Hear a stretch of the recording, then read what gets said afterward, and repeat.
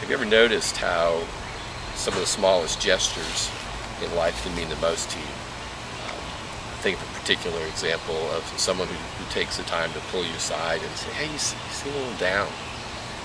How are you doing? Or they take the time to say happy birthday. Like my birthday was this week, and my parents and my in-laws, nobody has taken the time to say happy birthday. You don't have to email me say happy birthday, but nobody has. It just means a lot when someone says that. And so most professors, here's how their life is, that they go and they teach the best they can, and students go on Rate a Prof and rate how hot they are, tell what crummy teachers they are.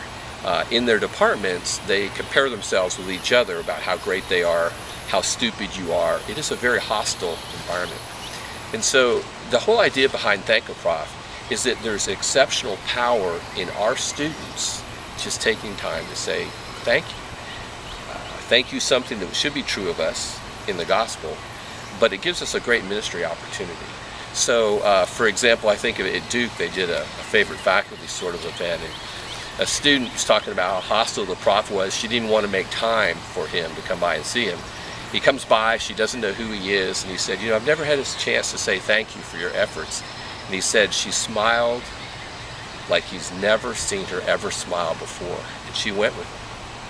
So the whole idea is turning our students loose to drop by the front of the classroom and say, you know, I really appreciate that you worked at that, or Dr. Smith, I've learned so much from this, or to swing by their office and say, you know, you're such a blessing in my life and all these lives. That must be incredibly encouraging for you. The whole idea of turning our students loose with the power of saying thanks as a prelude to the gospel. That's basically the idea behind Thank a Prof.